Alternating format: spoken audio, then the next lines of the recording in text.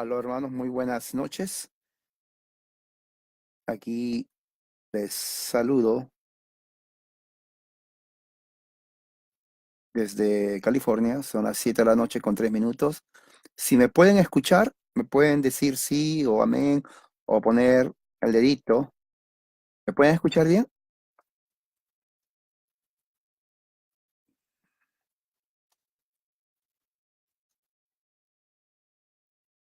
Sí, muy bien.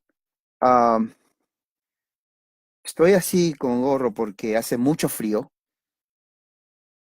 Mis manos están muy heladas, heladísimas. El frío es terrible aquí. Mucho frío. Mis manos están muy heladas, no frías, heladas.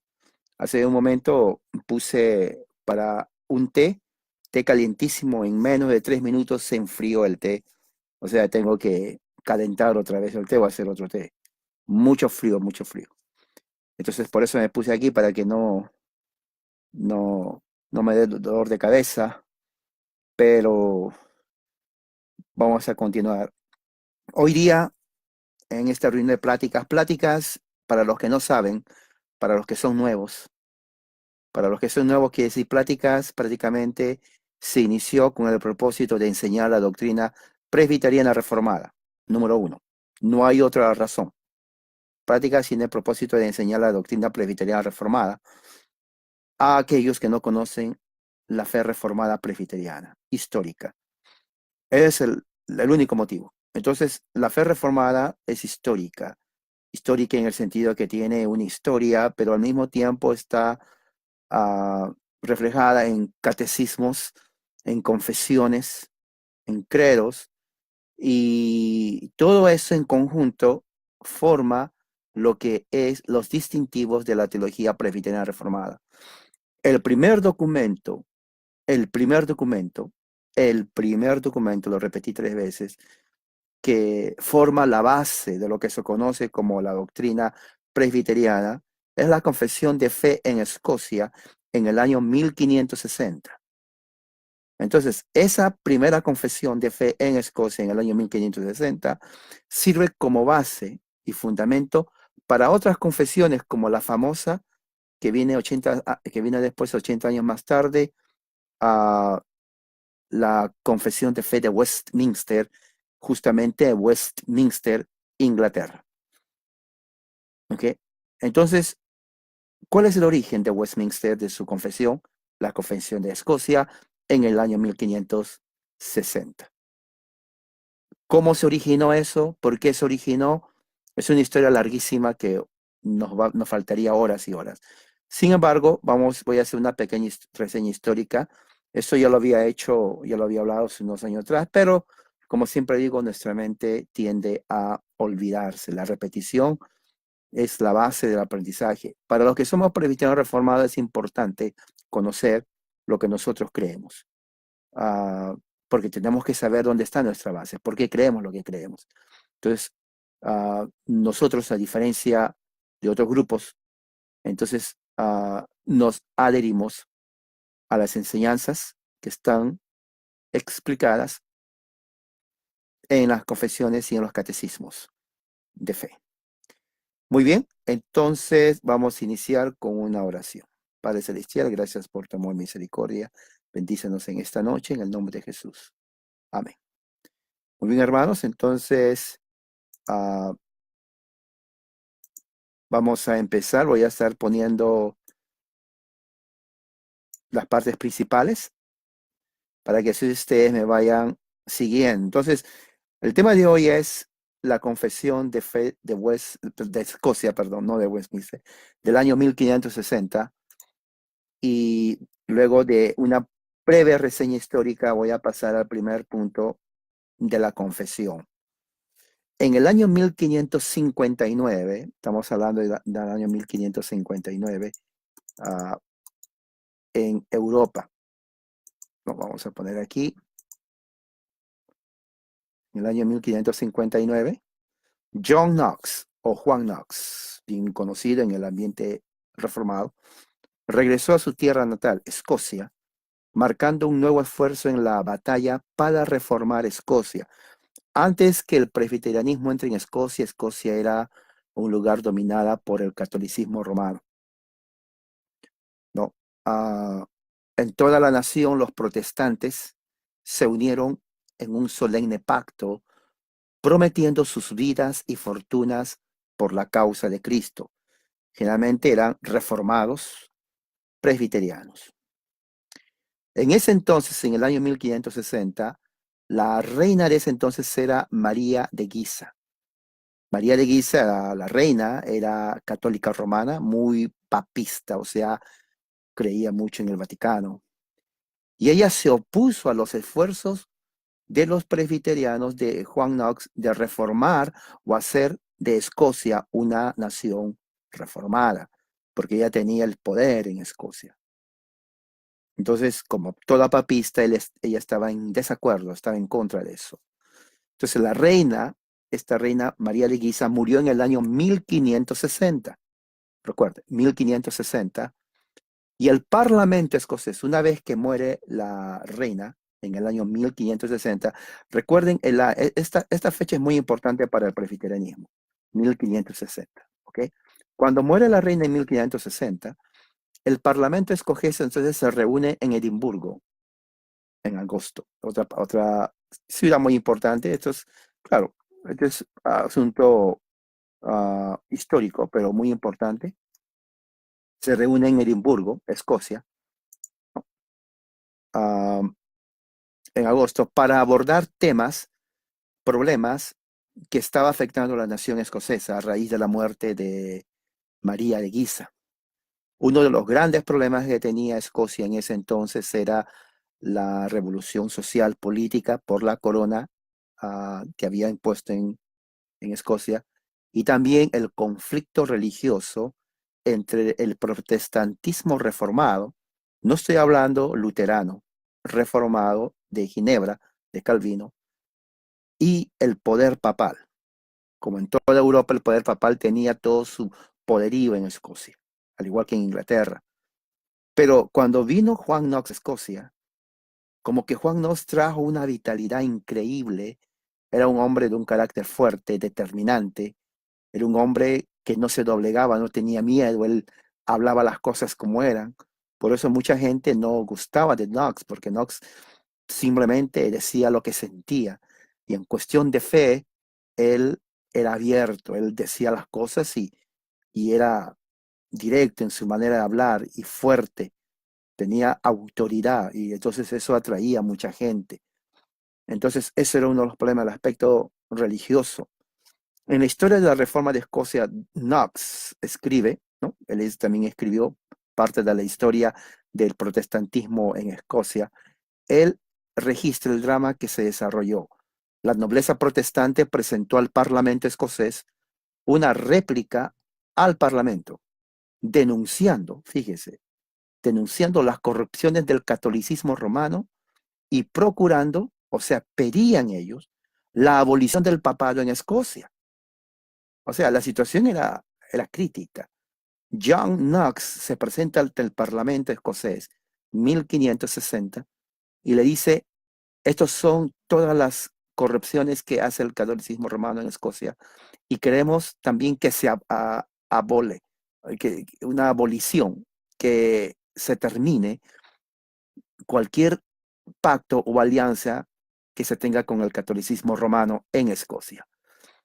La petición de los protestantes exclamó, nos ofrecemos a nosotros mismos para demostrar que en toda la aglomeración del clero no hay un ministro legítimo si la palabra de Dios, la práctica de los apóstoles y sus propias leyes antiguas juzgarán a los legítimos electos. Nosotros nos ofrecemos a nosotros mismos para demostrarles a todos los ladrones y asesinos, sí, rebeldes y traidores a la autoridad legítima de los imperios, reyes y príncipes, por lo tanto, indignos de sufrir en una comunidad reformada. Cuando voy a poner aquí uh, lo que quiso decir John Knox cuando escribe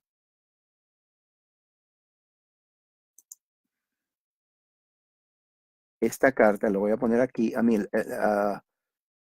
la parte de esta carta de la introducción. Lo voy a poner aquí para que se den cuenta cómo John Knox habla de ellos, ¿no? Dice, nos ofrecemos, John Knox, ante el Parlamento para probar que en toda la aglomeración del clero romano no hay un ministro legítimo. Fíjese cómo dice Knox. Para Knox, el clero romano no es legítimo. Si la palabra de Dios, la práctica de los apóstoles y sus propias leyes antiguas juzgarán a los legítimos electos. Quiere decir que ante la palabra de Dios y los apóstoles, el clero romano no es legítimo. Y ellos se ofrecen para demostrar a todos los ladrones y asesinos, sí, rebeldes y traidores, los van a traer a la autoridad legítima de los imperios, reyes y príncipes, por lo tanto son indignos de ser soportados en la comunidad. O sea, eran fuertes, si se da cuenta, es un lenguaje fuerte. O sea, para los reformados, para los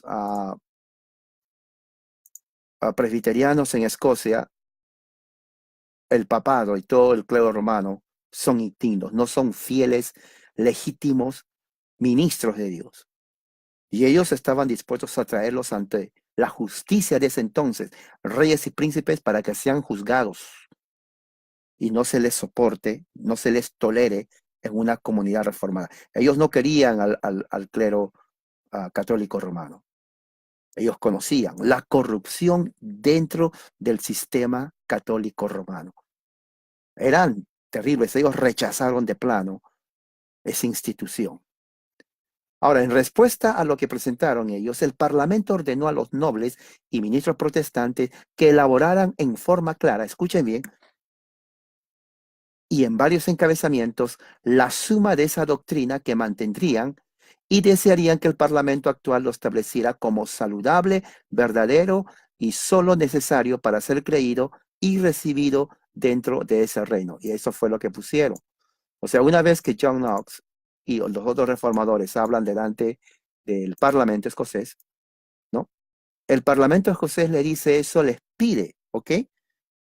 Les voy a pedir, les dice, que elaboren, que formen, que escriban un documento, pero que sea claro y con varios encabezamientos, en donde explique el contenido, la suma de toda la doctrina que ustedes nos están diciendo que se tiene que mantener y que ustedes quieren que el Parlamento lo establezca como algo saludable, verdadero y necesario solamente para que sea creído, recibido en ese reino.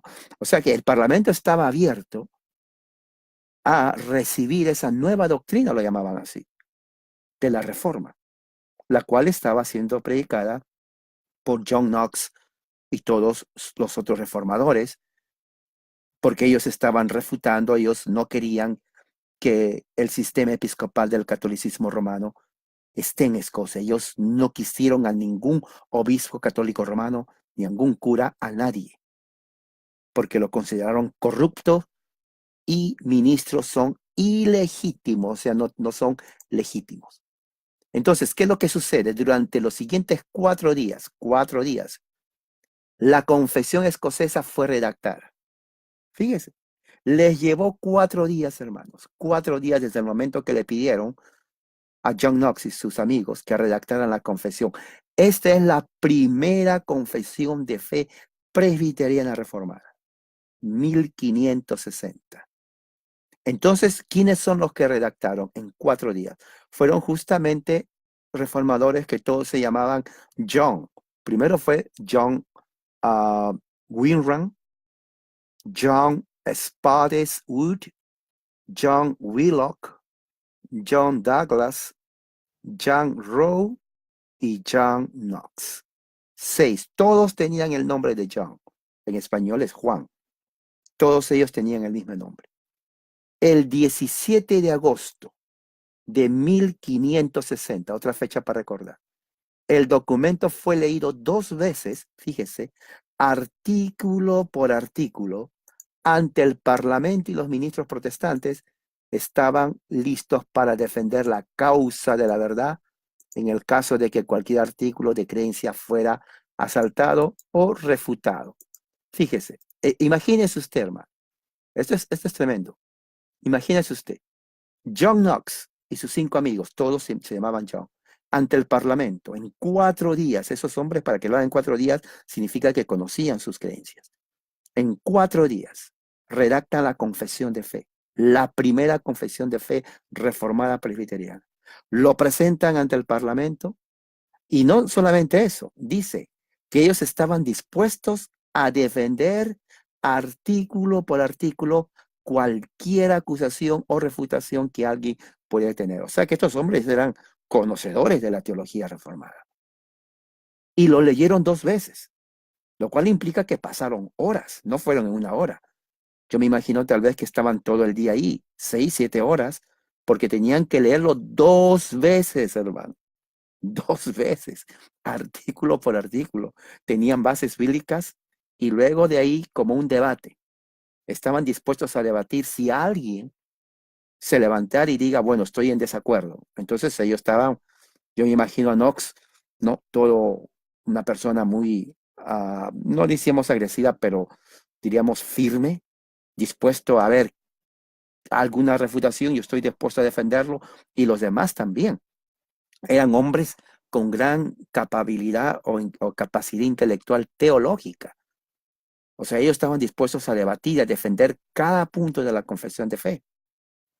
Fíjese, 1560.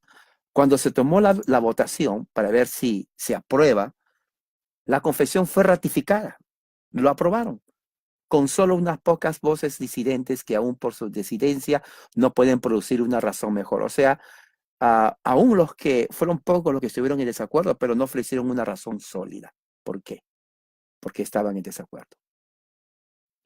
Y hubieron también algunos obispos católicos, ellos, dice, se quedaron callados, no dijeron absolutamente nada, ya sea por temor o porque no sabían qué decir.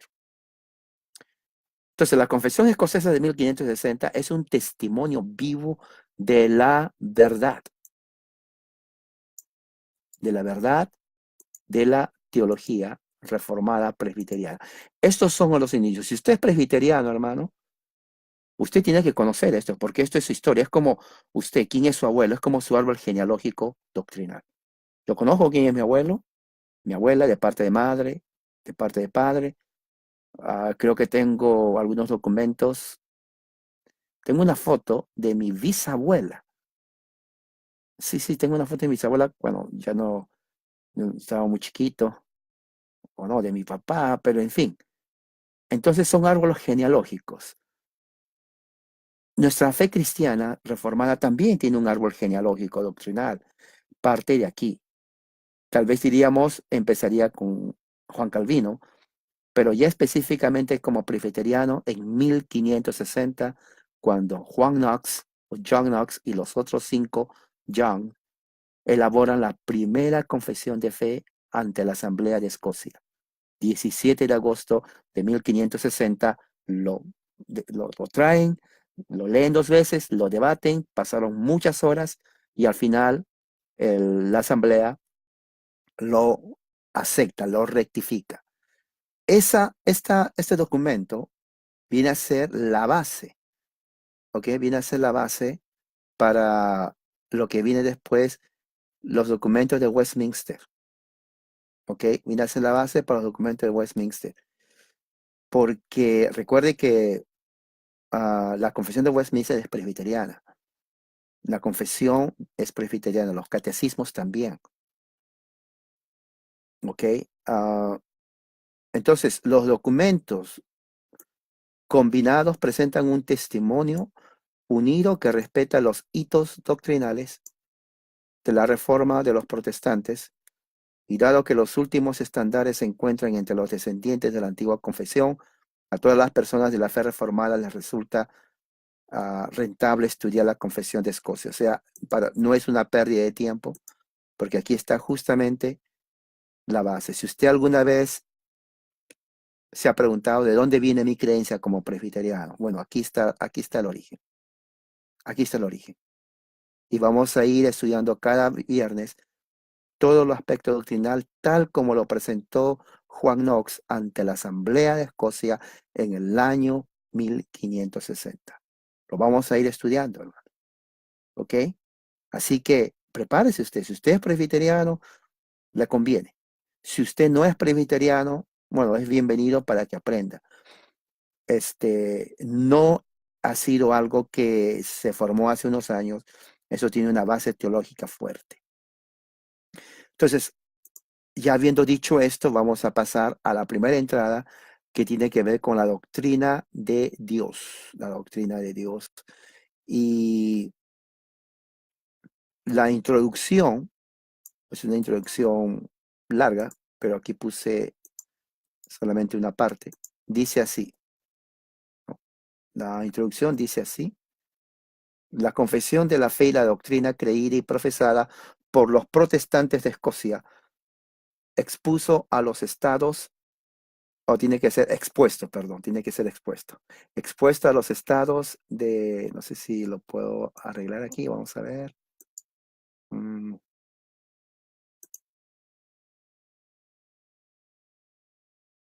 mm, no, parece que no. Bueno, bueno, dice expuesto, tiene que ser expuesto a a los estados, o sea, de Escocia, del mismo en el Parlamento y por sus votos públicos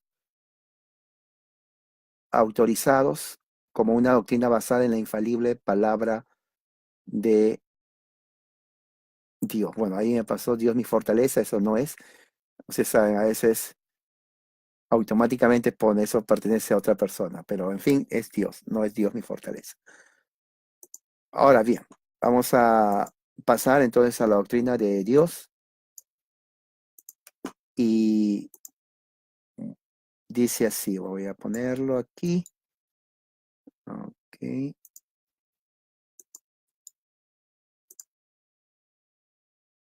a ver. Ujú, ok, muy bien. Dice, confesamos y reconocemos a un solo Dios, a quien solo debemos adherirnos, a quien solo debemos servir, a quien solo debemos adorar, ya quien y a quien, no es ya, es separado, y ese espacio, a quien solo debemos depositar nuestra confianza. Hay uno, ese uno significa los textos que vamos a leer después. Quien es eterno, infinito, incomprensible, no es otra palabra que se tiene que usar, pero parecida, omnipotente, invisible, dos es otro texto, uno en sustancia y sin embargo distinto en tres personas, el Padre y el Hijo y el Espíritu Santo. Tres, por quienes confesamos y creemos todas las cosas en el cielo y en la tierra, tanto visibles como invisibles, que han sido creadas, para que sean conservados en su ser y ser gobernados y guiados por su inescrutable providencia, para tal fin como lo ha designado su sabiduría, bondad y justicia eterna, para la manifestación de su propia gloria.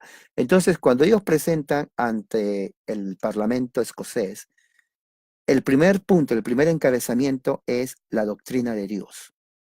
Porque recuerde, ellos están refutando la presencia y la doctrina católica romana. Entonces el Parlamento dice, bueno, a ver, Juan Knox, preséntanos tu doctrina. Preséntanos aquello que tú quieres que nosotros creamos. Y el primer punto es la doctrina de Dios. Bien, entonces, ¿qué es lo que dice la doctrina de Dios? ¿Cuáles son los textos? Por ejemplo, en la primera parte dice, confesamos y reconocemos a un solo Dios, a quien solo debemos adherirnos, a quien solo debemos servir, a quien solo debemos adorar y a quien solo debemos depositar nuestra confianza o poner nuestra confianza. Número uno. En ese número uno, ellos mencionan tres textos. El primero es 1 Corintios 8:6 y lo voy a poner aquí. 1 Corintios 8:6, ustedes lo pueden estudiar en su casa después. Dice así. Sin embargo, para nosotros hay un solo Dios, el Padre, de quien proceden todas las cosas, nosotros para Él, y un Señor Jesucristo, por quien todas las cosas y por medio del cual existimos nosotros. Eso es. pura Biblia, pura escritura. Existimos a través de Dios, o sea, Él es el soberano. El segundo texto es Deuteronomio 4, y ahí está. Dice así: mirad, yo os he enseñado estatutos y decretos, tal como el Señor mi Dios me ordenó, para que los cumpláis en medio de la tierra en que vais a entrar para poseerla. Hablando también de Dios. El tercero es Isaías, aquí lo voy a poner 44, es un texto del Antiguo Testamento. Ustedes lo pueden chequear en su Biblia. Así dice el Señor, el Rey de Israel, su Redentor, el Señor de los ejércitos, dice: yo soy el primero y soy el último, y fuera de mí, que dice, no hay Dios. Fíjese, hermano. O sea, se establece la triunidad de Dios. ¿En qué sentido se establece? Bueno, Jesús se llama Señor. Entonces, no tenemos dos señores, tenemos uno. Entonces, si Dios es uno y es un solo Señor, no hay otro Dios, entonces se desprende, por lógica, que Jesús es parte de la divinidad. Entonces, Dios no es, diríamos, una persona, no somos unicitarios. Dios es triuno, triuno. Tres personas en un solo Dios. No son tres dioses, es un solo Dios. Y su naturaleza es triuna. ¿Por qué? Porque la evidencia bíblica desde Génesis hasta Apocalipsis nos presenta a Dios como el Padre, Hijo y el Espíritu Santo. Y este es un tema muy importante. Aunque el tema no es la Trinidad, pero es un tema muy importante. ¿Qué más nos dice?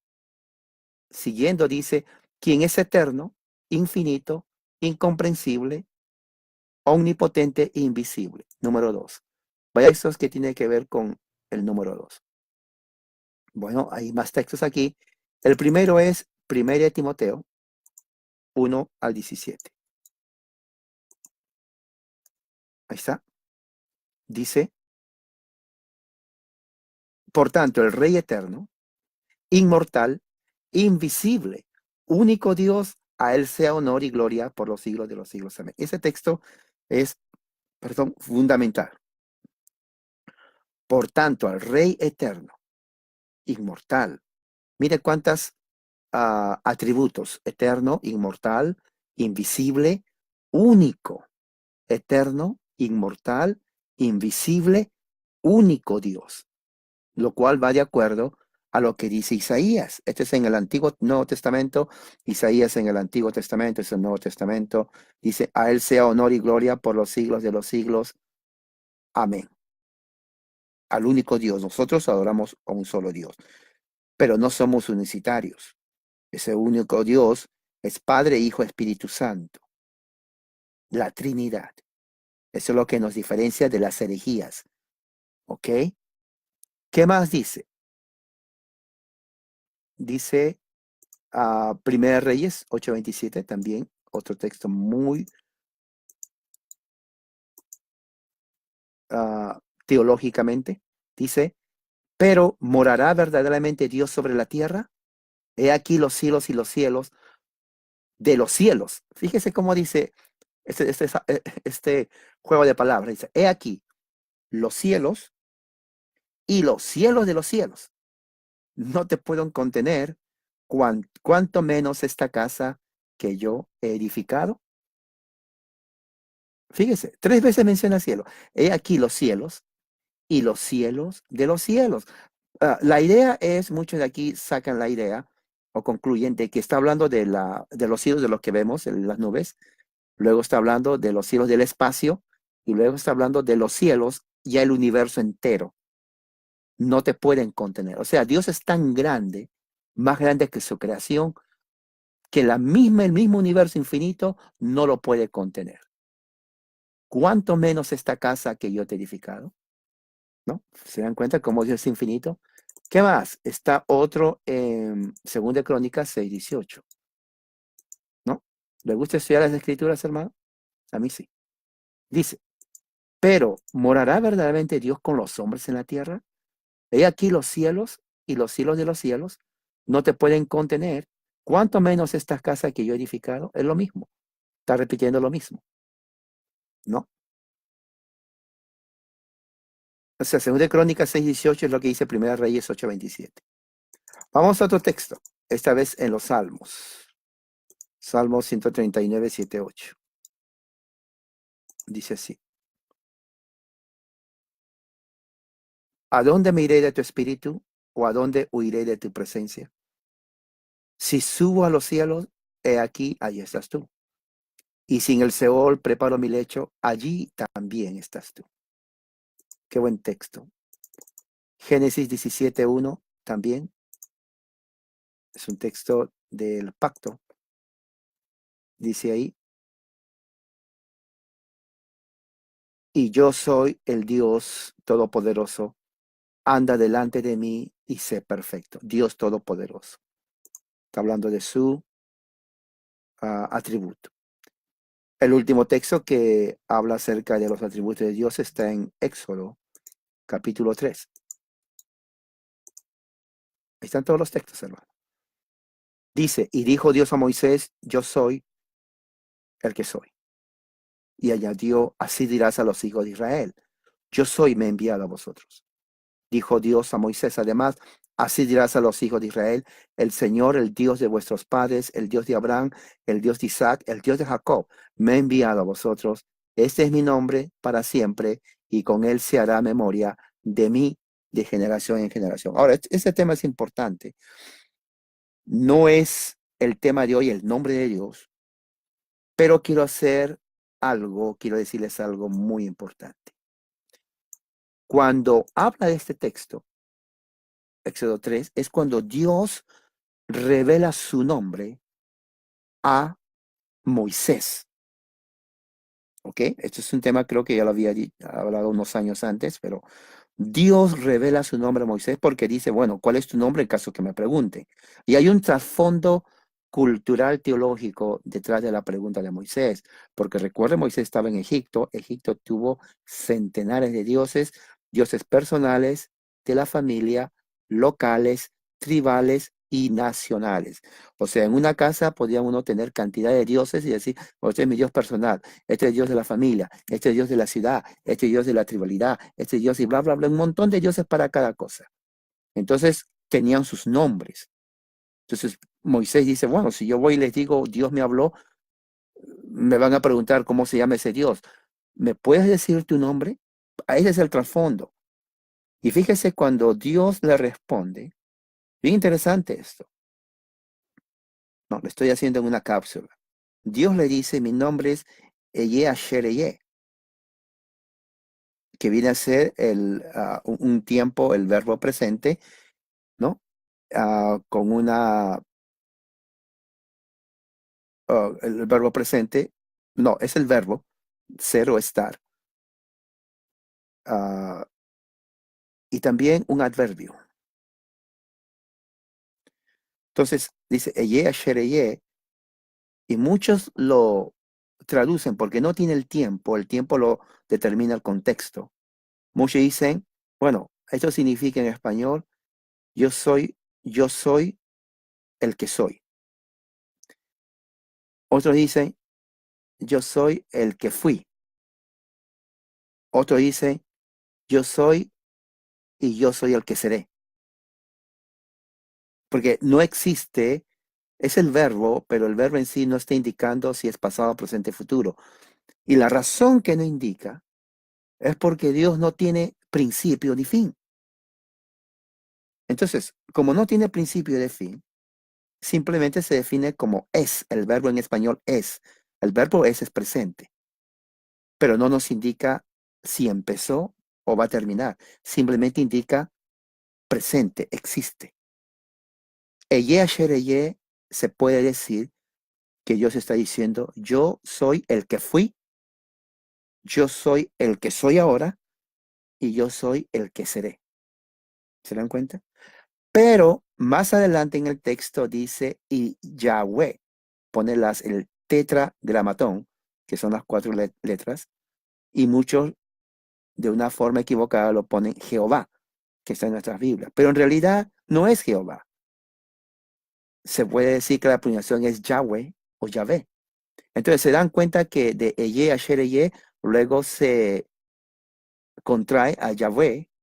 Pero aquí fíjese lo que dice en el versículo 15. Dice, y dijo Dios a Moisés, mira, dice, cuando mandes con el faraón le dirás, el Señor, el Dios de vuestros padres, el Dios de Abraham, el Dios de Isaac y el Dios de Jacob me ha enviado.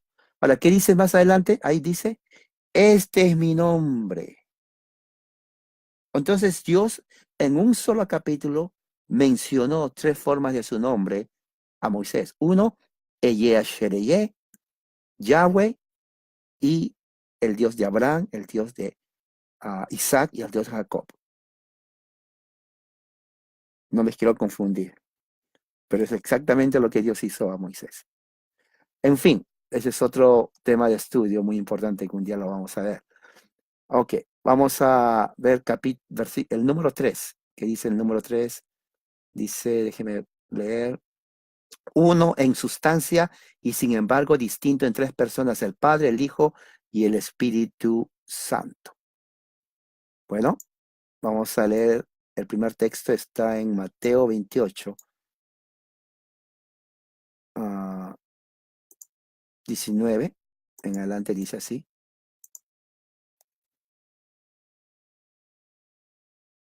Dice, id pues y haced discípulos todas las naciones, bautizándoles en el nombre del Padre, Hijo, Espíritu Santo. Fíjese que no dice en los nombres, dice en el nombre del Padre, Hijo, Espíritu Santo, lo cual implica, hablando de Dios triuno, Padre, Hijo, Espíritu Santo. El otro texto está en 1 Juan. Ese texto muchos dicen de que no está en el original. Bueno, está en la Biblia de usted y muchos disputan su legitimidad. Bueno, aunque no sea, si es así, no cambia el hecho de que Dios es triuno. ¿Qué dice ahí? Porque tres son los que dan testimonio en el cielo, el Padre, en el cielo, el Padre, el Verbo y el Espíritu Santo, y estos tres son uno, y tres son los que dan testimonio en la tierra. Y esos dos. O sea, nuestro Dios, la divinidad, el Dios que creemos, no es un Dios unicitario, como creen los judíos, musulmanes, testigos de Jehová y otras sectas. Es un Dios triuno. Nosotros creemos, somos monoteístas, mon es uno, teístas un solo. No creemos en tres dioses. No somos politeístas ni idólatras, como dicen los testigos de Jehová. Somos monoteístas. Pero la revelación bíblica enseña que Dios es Padre, Hijo, Espíritu Santo. Porque así los presenta. La evidencia bíblica así lo presenta. La palabra Trinidad no define que seamos trinitarios o no, porque no está en la Biblia. Es la evidencia bíblica. Es la revelación bíblica que nos dice eso. Muy bien. Ok. Ahora, ¿qué dice la última parte entonces? Dice la última parte. Por quienes confesamos y creemos todas las cosas en el cielo y en la tierra, tanto visibles como invisibles, que han sido creadas para que sean conservados en su ser y ser gobernados y guiados por su inescrutable providencia. Para tal fin, como lo ha designado su sabiduría, bondad, justicia eterna, para la manifestación de su gloria. Entonces estamos entrando a la última prueba de textos. Y esto dice exactamente Génesis 1:1. Génesis 1:1 es algo que todos tienen que saber. El que no sabe qué dice Génesis 1:1, bueno, ¿qué puedo decir? Pero dice, en el principio creó Dios los cielos y la tierra. Todos deben de saber este texto de memoria. Si alguien le dice, dame un texto de memoria, bueno, al menos Génesis 1:1. En el principio creó Dios los cielos y la tierra. Hebreos 11:3. ¿Qué más dice? Hebreos 11:3 dice, mire pues, dice, por la fe entendemos que el universo fue preparado por la palabra de Dios, de modo que lo que se ve no, de modo que lo que se ve no fue hecho de cosas visibles. O sea, la creación fue hecha por Dios y es invisible. Dios nadie le vio jamás. Solo el unigénito del Padre nos ha dado a conocer. Entonces, por fe creemos. ¿Por qué dice por fe? Porque no estuvimos presentes ahí. Nadie estuvo presente en la creación. Somos creación.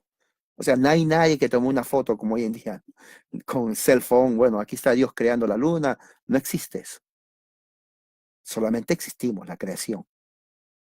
Por eso dice, por fe creemos que así fue.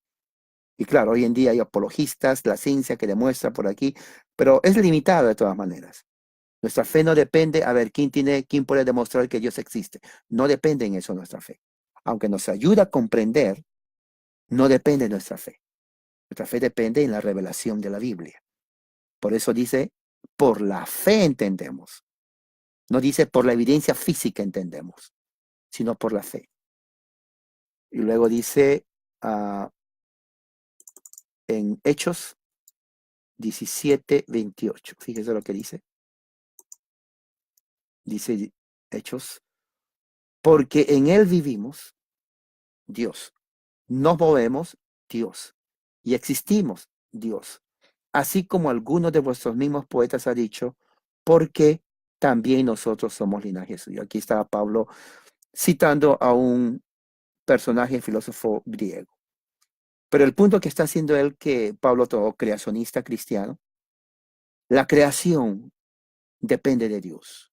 La energía, dice, vivir es vida, movernos, toda la energía del universo depende de Dios, está en Él. Las leyes que gobiernan la naturaleza son leyes que Dios ha creado. La química, la física, la biología, ¿no? La astrofísica, ¿no? La astronomía. Todo lo que tiene que ver en el aspecto físico, hay leyes, Dios creó esas leyes. Proverbios 16:4. Vamos a ver qué dice. Proverbios 16:4.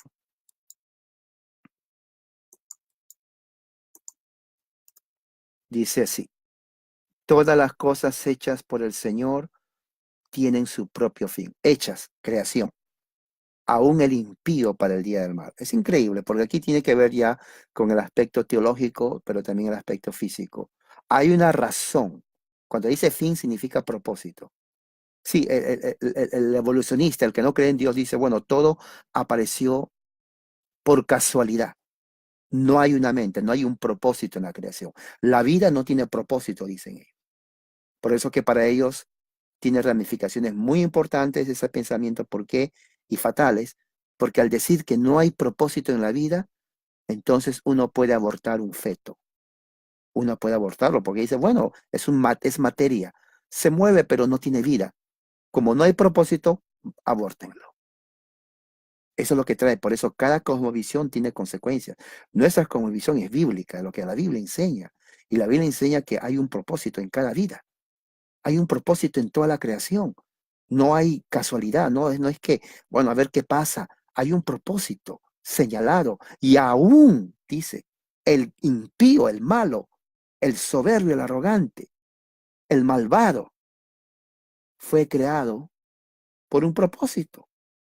Y su propósito es el día del mal.